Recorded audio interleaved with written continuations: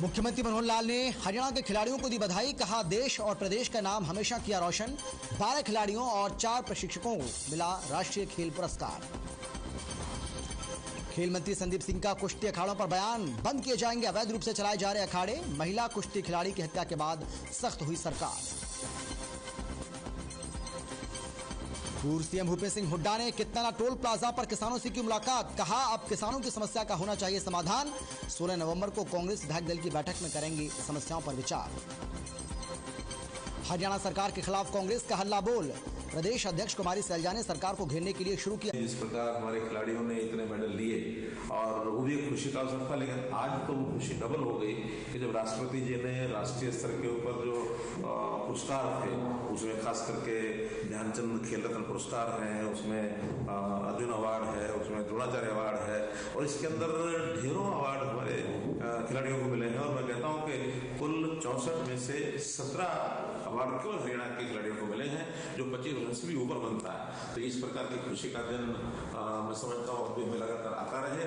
और मैं इस अवसर पर अपने जितने भी खेल प्रेमी, जितने भी हमारे खिलाड़ी हैं, जिन्होंने भी मेडल लिए हैं, जिनको भी पुरस्कार मिले हैं, उन सबको, उनके परिवार के बंधुओं को और हरियाणा की जनता को मैं बहुत बहुत बधाई और बहुत बहुत शुभकामना देता हूँ। सर, आगे के लिए क्या टास्क और क्या लक्ष्य आप अपने प्रदेश के खिलाड़ियों और नौजवानों को देना चाहेंगे? देखिए, जब हमने पिछली बार सभी खेल प्रेमी सज्जनों को और खिलाड़ियों को संबोधित किया था, उस समय कहा था कि हमारी जो खेल नीति है उसके अनुसार देश भर में, दुनिया भर में बढ़िया से बढ़िया खेल नीति है।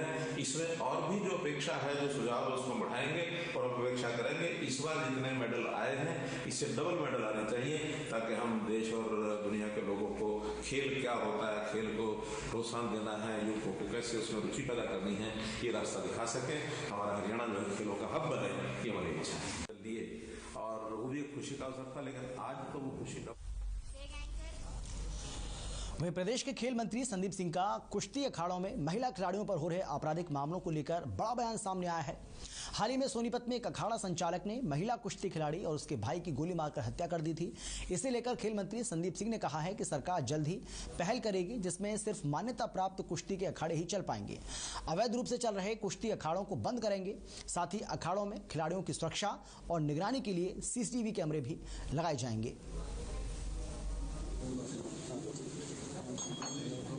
हमने जितने भी ये कह सकते हैं कि अनऑफिशियल जो एक तरीके के जो खिलाड़ियों को तैयार करने वाले जो एक छोटे से अपने घर में हॉस्टल टाइप के बनाए हुए हैं, उनके लिए एक नई चीज हम शुरुआत करने वाले हैं, जो सरकार द्वारा मान्यता प्राप्त उसको करवाएगा। उसके अंदर कैमरेज, उसके अंदर वो सुविधा होगी, तभी हम उसको लाइसेंस देंगे। वो लाइसेंस होल्डर ही अपना हॉस्टल शुरू कर सकता है, अपना अखाड़ा शुरू कर सकता है, जिससे कि जो बच्चे हैं वो सिक्योर भी रहेंगे। क्योंकि आजकल जो खिलाड़ी है वो अब आजकल क्या, पहले जमाने से अभी तक जितने भी खिलाड़ी हैं उनको अपनी शरीर को ही उनका धन होता है, दौलत होती है। एक मैं हमेशा एक पुराने टाइम से अभी तक सुनते आ रहा हूँ पुराने बुजुर्गों से, पुराने बुजुर्ग जो खिलाड़ी होते थे, कि जो खिलाड़ी होता है वो अंडे की तरह होता है। चाहे कुछ भी चीज अंडे में आके लगे तो अंडे का नुकसान, चाहे अंडा किसी में जाके लगे तो भी अंडे का नुकसान। तो इस तरीके से अगर हम खिलाड़ी को रखना पड़ेगा, प्रोटेक्ट करके रखना पड़ेगा, तो उसके लिए लाइसेंस के लिए हम वो प्रावधान लेके आएंगे जल्दी।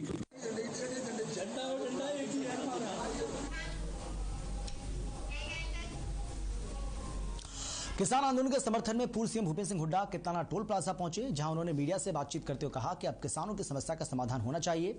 इसके साथ ही हुड्डा ने बताया कि 16 नवंबर को कांग्रेस विधायक दल की बैठक की जाएगी, जिसमें किसान आंदोलन समेत कई अहम मुद्दों को लेकर चर्चा की जाएगी।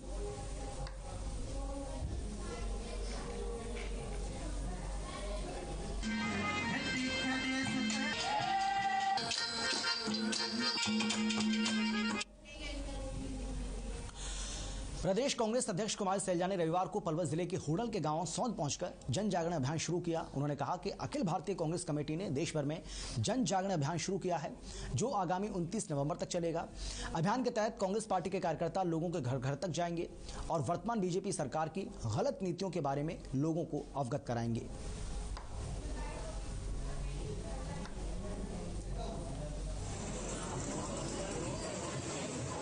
सोनिया जी और राहुल जी के निर्देश पर कांग्रेस जन घर घर जा रहे हैं, गांव-गांव में जा रहे हैं, मोहल्ले में जा रहे हैं, गलियों में जा रहे हैं और आपने देखा कि लोगों का एकदम जन सैलाब सा उमड़ पड़ता है क्योंकि कांग्रेस पार्टी उनकी आवाज़ सुनती है और उनकी आवाज़ उठाती है, उनकी आवाज़ बनती है। अभी आपने देखा कि हम बहनों से बात कर रहे हैं, कितनी महंगाई बढ़ गई है, पेट्रोल डीजल बढ़ गया है, गैस बढ़ गया है, आज के दिन खाद मिल नहीं रही है, DAP की इतनी किल्लत है।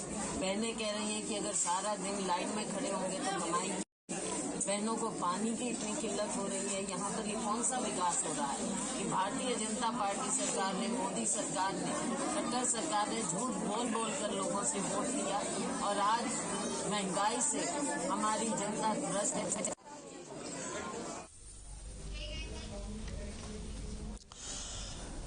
कुमारी सैलजा रविवार को सोनीपत में पन्नालाल के निवास पर आयोजित एक शोक सभा में शामिल होने के लिए पहुंची। इस दौरान उनके साथ विधायक सुरेंद्र पवार भी मौजूद रहे। कुमारी सैलजा ने इस दौरान मीडिया से बातचीत करते हुए बीजेपी सरकार पर जमकर निशाना साधा और कहा कि हरियाणा में अच्छे दिन लाने का वादा करने वाली सरकार को हरियाणा की जनता ने खुद देख लिया है कि कितने अच्छे दिन आए हैं।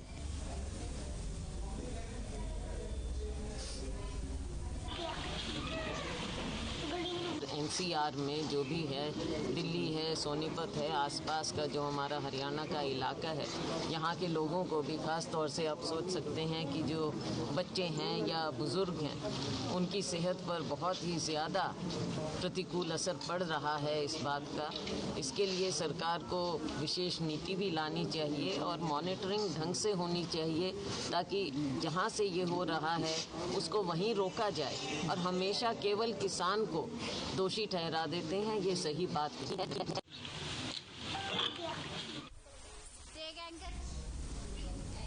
वहीं पलवल जिले के गांव सुंदरनगर में डेंगू से अब तक 6 बच्चों की मौत हो चुकी है। जैसे ही कुमारी सैलजा को इस बात का पता चला, गांव सुंदरनगर में डेंगू से 6 बच्चों की मौत हो चुकी है, तो कुमारी सैलजा मृतक बच्चों के घर पहुंची और उनके परिजनों से मुलाकात की, उनको सांत्वना दी। सैलजा ने कहा है कि सरकार को किसी की कोई चिंता नहीं है।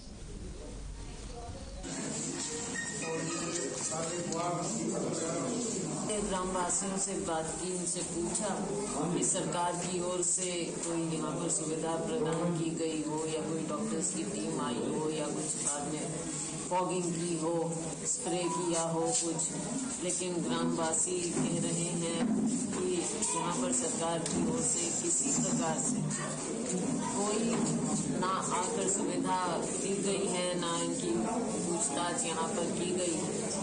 और दुख की बात है कि 4-5 लोग जा चुके हैं, अभी कई लोग अभी भी त्रस्त हैं, हॉस्पिटल में भी।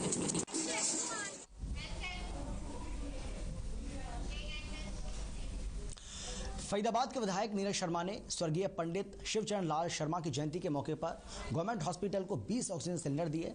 नगर निगम के पूर्व senior deputy mayor Mukesh Sharma ने बताया है कि सेक्टर 55 अस्पताल वही अस्पताल है जिसको पूर्व मंत्री स्वर्गीय पंडित शिवचरण लाल शर्मा ने अपने कार्यकाल में बनवाया था, जो 2014 में बनकर तैयार हो गया था, लेकिन आचार संहिता लगने के कारण सेक्टर 55 का अस्पताल शुरू नहीं हो पाया और 5 सालों तक बंद रहा।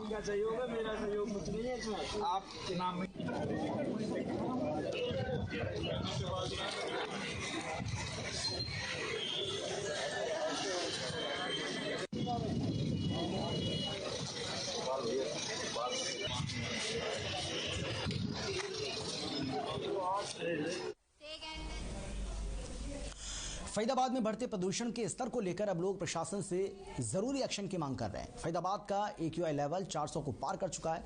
वहीं लोगों का कहना है कि मॉर्निंग वॉक अब बिल्कुल खत्म हो चुका है। साथ ही ये भी कहना है कि सरकार को इसलिए कोई ना कोई कदम अब उठाने होंगे।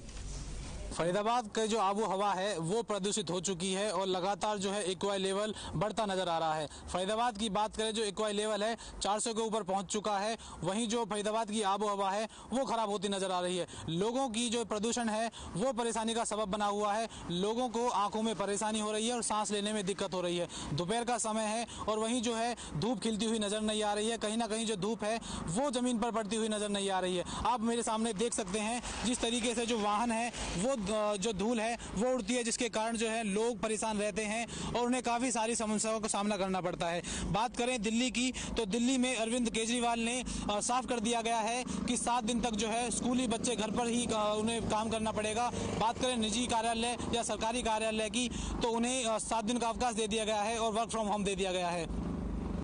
बात करें दिल्ली की, तो दिल्ली में 473 के पार जो है एक्वाई लेवल पहुंच चुका है। वहीं फरीदाबाद की बात करें तो देर से जो है प्रशासन जागा है। औद्योगिक शहर यमुनानगर जगाधरी में प्रदूषण लगातार बढ़ रहा है। अब यमुनानगर जिला पुअर की श्रेणी में आ चुका है। यमुनानगर में जहां सैकड़ों छोटे बड़े उद्योग हैं, वहीं माइनिंग का बड़ा कारोबार भी इस जिले में होता है। यहां कई ईंट भट्टे भी हैं। ये सब बढ़ते प्रदूषण के कारण भी हो सकते हैं। हालांकि जिला प्रशासन प्रदूषण कम करने के लिए लगातार काम कर रहा है, लेकिन उसमें अभी तक सफलता नहीं मिली है।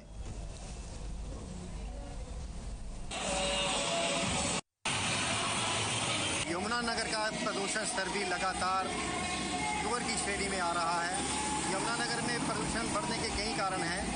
जहां एक तरफ हजारों की संख्या में छोटे बड़े उद्योग हैं, वहीं साथ साथ ईंट भट्टे हैं। इसके अलावा माइनिंग जोन है, जिसकी वजह से प्रदूषण बढ़ सकता है। कई कारण हैं, लेकिन कारणों को जानने के बाद उसका इलाज किया जाना जरूरी है, उसका समाधान किया जाना जरूरी है। प्रशासन हालांकि कोशिश करता है, दावे करता है प्रदूषण कम करने के लिए, लेकिन किसी तरह की कोई चीज़ हकीकत में ज़मीनी हकीकत नज़र नहीं आती है उसकी।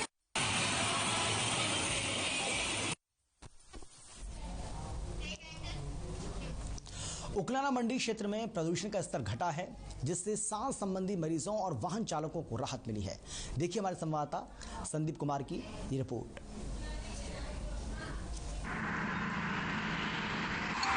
प्रदेश में पोल्यूशन को देखते हुए जो 500 के पार हो चुका था, वो कहीं ना कहीं 150 से 200 जो गिरावट में आया है, उससे लोगों को एक राहत की सांस मिली है। और उसके साथ साथ जो दमा व सांस के रोगी थे, उनको भी कहीं ना कहीं एक राहत की सांस मिली है। और फिलहाल जो वातावरण है, बिल्कुल एक बहुत अच्छा वातावरण यहाँ पर बन चुका है। और आप देख पा रहे होंगे तस्वीरों में कि जो पेड़ पौधे व फूल हैं, उन पे दोबारा चमक आ चुकी है। और विजिबिलिटी की बात करें तो सामान्य हो चुके हैं।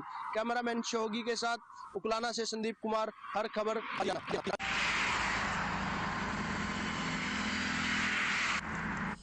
तिगांव के विधायक राजेश नागर आज तिगांव के बसंतपुर में पहुंचने पर फूल मालाओं से पगड़ी पहनाकर उनका स्वागत किया गया। इस स्वागत समारोह में इलाके के 36 बिरादरी के लोग मौजूद रहे। इसमें बच्चे, बूढ़े, महिला और पुरुष तमाम उम्र के जो लोग हैं वो शामिल रहे। इस मौके पर विधायक ने लोगों को संबोधित करते हुए बताया कि पिछले कई परियोजनाओं का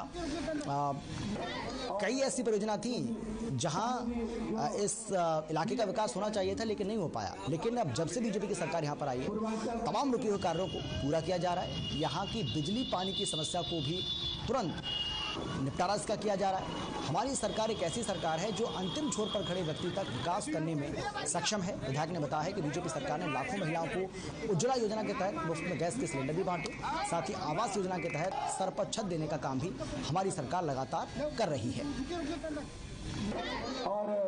गांव से भाजपा विधायक राजेश नागर आज गांव बसंतपुर पहुंचे हैं। आइए उनसे जानते हैं कि यहां पर कितनी विकास योजनाओं का आज वो शुभारंभ करेंगे, क्योंकि ये इलाका बहुत पिछड़ा हुआ माना जाता है।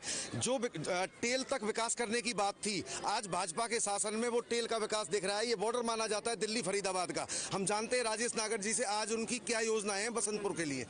राजेश जी, सबसे पहले हर खबर में आपका स्वागत है। धन्यवाद। आप जितनी भाजपा बात करती थी कि टेल तक विकास करेंगे, आज दिख रहा है कि टेल तक विकास हो रहा है। क्या क्या योजनाएं हैं आज? देखो, हमारे इसमें वार्ड में जो नालियां, सड़कें, सीवर का काम और पानी का, बिजली का जो भी काम था, वो कोरोना की वजह से थोड़ा धीमी गति हो गई थी। अब हमारी सरकार पूरा सारे वार्डों में ध्यान दे रही है और जल्दी जितने भी यहाँ के रुके हुए विकास कार्य सब पूरे किए जाएंगे। आज किन किन चीजों का उद्घाटन आप यहाँ पे करेंगे और जनता की जो मांगे हैं? आज यहाँ कई सड़कों का उद्घाटन हम करेंगे। फिल्म अभिनेत्री कंगना रनौत के शहीदों के ऊपर दिए बयान पर पूरे देश में उनका विरोध हो रहा है। सभी विपक्षी पार्टियां उनके बयान की कड़ी निंदा कर रही हैं। अंबाला कैंट सदर थाने में इनेलो प्रदेश प्रवक्ता ओंकार सिंह ने उनके खिलाफ एफआईआर दर्ज कराई है। ओंकार सिंह और दूसरे नेताओं ने उनके ऊपर देशद्रोह का मुकदमा दर्ज करने की मांग की है। साथ ही उनका पद्मश्री पुरस्कार वापस लेने की मांग भी की गई है।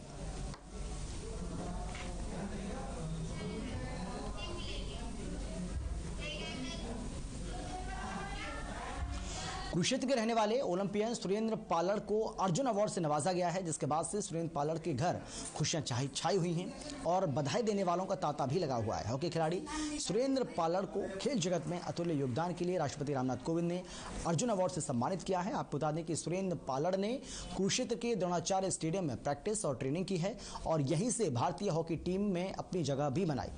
ओलंपिक में ब्रॉन्ज मेडल तक का सफर उन्होंने तय किया और कई कीर्तिमान स्थापित किए हैं। फिलहाल अर्जुन अवार्ड से सम्मानित होने के बाद सुरेंद्र पालड़ के घर पर खुशियां छाई हुई हैं।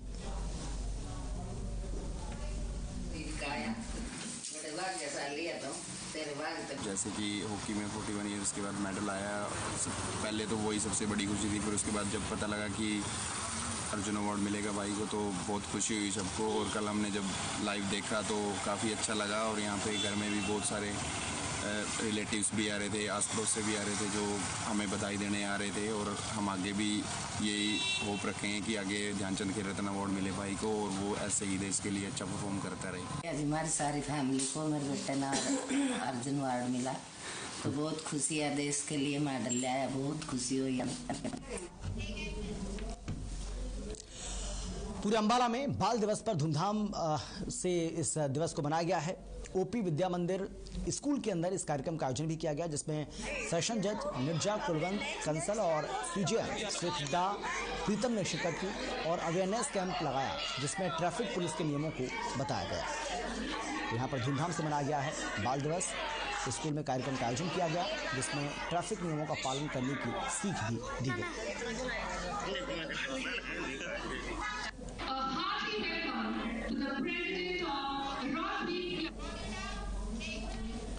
नूंह जिले के ताड़ू खंड के बिस्सर अकबरपुर कामधेनु योग साधना केंद्र में गोपाष्टमी का पर्व मनाया गया। इस मौके पर हरियाणा लोक सेवा आयोग के सदस्य डॉक्टर पवन कुमार मुख्य अतिथि के रूप में पहुंचे। डॉक्टर पवन कुमार ने 2 लाख की राशि अपने निजी कोष से गोपाष्टमी के पावन पर्व पर कामधेनु योग साधना केंद्र में दान की है। डॉक्टर पवन कुमार ने कहा है कि गोपाष्टमी एक पावन पर्व है। गोपाष्टमी के दिन भगवान श्री कृष्ण ने गाय को चराना शुरू किया था।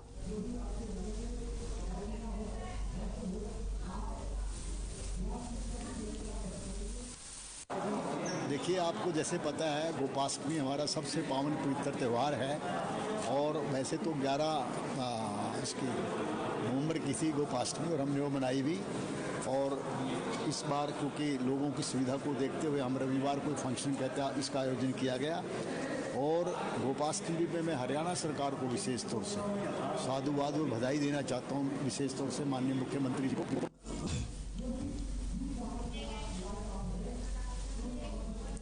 सिरसा के जनता भवन रोड स्थित अनाज मंडी में रविवार को किसानों की फसल की खरीद बंद रखी गई। फसल लेकर आने वाले किसानों के वाहनों को मंडी में प्रवेश नहीं दिया गया।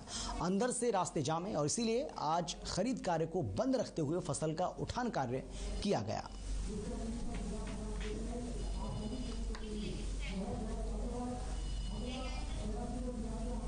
भारत और पाकिस्तान के बीच स्पोर्ट्स को लेकर GLM प्रोडक्शन एक गाने को फिल्मा रहा है, जिसमें सिरसा के कई कलाकारों को मौका दिया गया है। ये गाना बॉक्सिंग को लेकर फिल्माया जा रहा है, जिसमें मनदीप जांगड़ा को भारतीय टीम जबकि आसिफ के किरदार में अनिरुद्ध ललित पाकिस्तान टीम के बॉक्सर के तौर पर नजर आएंगे। गाने की शूटिंग हुड्डा स्थित तवन निवास पर की गई, जिसमें पत्रकार वार्ता का सीन जो है उसको भी शूट किया गया। मीडिया से बातचीत में GLM प्रोडक्शन की चेयरपर्सन अवंतिका तवन ने बताया है कि गाने के माध्यम से खेल को प्रमोट किया जाएगा।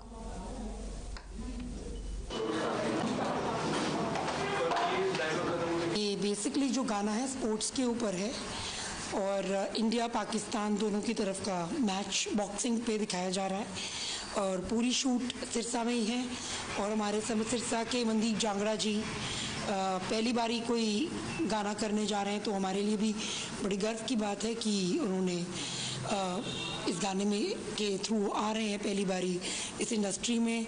और शूटिंग यही कि आपको काफ़ी चेहरे, सुशील मानव जी जो बहुत बड़ा चेहरा है आप लोगों के मीडिया लाइन से, वो भी पहली बारी किसी गाने में काम कर रहे हैं।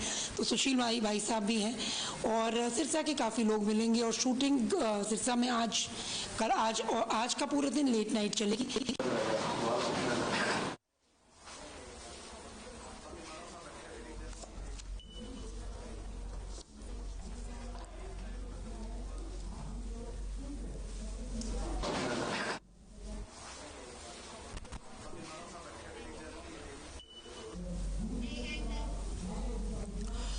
प्रदेश में बदमाशों के हौसले लगातार बुलंद होते जा रहे हैं। इसका सबूत देती कुछ तस्वीरें भी सामने आई हैं फतेहाबाद से, जहां कुछ लोग हथियार के साथ एक घर में घुसे और लोगों पर हमला कर दिया। एक रिपोर्ट आपको हम दिखाते हैं, देखिए।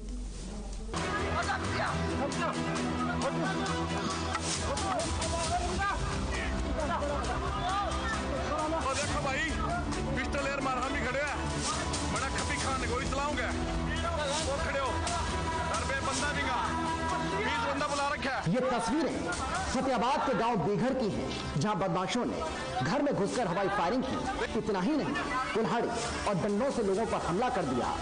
घटना में एक पक्ष के 4 से 5 लोग घायल हो गए, जबकि दूसरे पक्ष के एक बुजुर्ग की टांग टूट गई। घायलों का आरोप है कि बदमाश हाथों में डंडे, कुल्हाड़ी और पिस्तौल लिए हुए थे। आपको बताने कि पहले तो बदमाशों ने हवाई फायरिंग की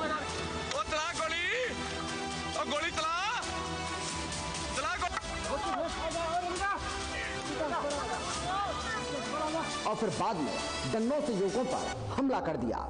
चलिए आपको तस्वीरों के जरिए पूरी वारदात दिखाते हैं। पहली तस्वीर में साफ नजर आ रहा है कि कैसे ये बदमाश फायरिंग करने के लिए उतावले नजर आ रहे हैं, तो वहीं दूसरी तस्वीर में बदमाश डंडों से हमला करते हुए दिखाई दे रहे हैं। और अब ये तीसरी तस्वीर, जहां बदमाश हाथ में कुल्हाड़ी लिए खड़ा हुआ है।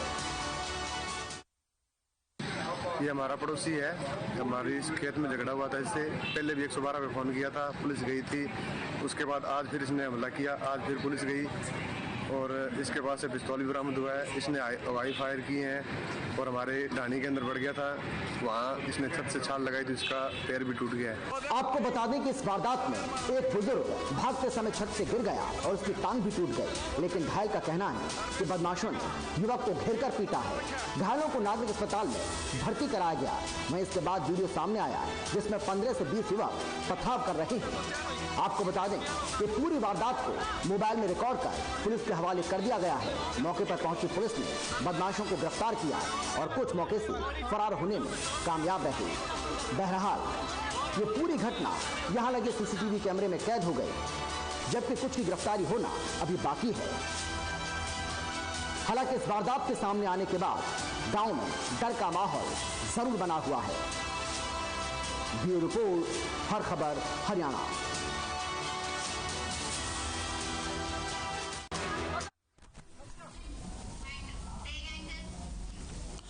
और इसी के साथ इस बुलेटिन में फिलहाल इतना ही। एक छोटे से ब्रेक के बाद फौरन लौटेंगे। आप देखते रहिए हर खबर हरियाणा। नमस्कार।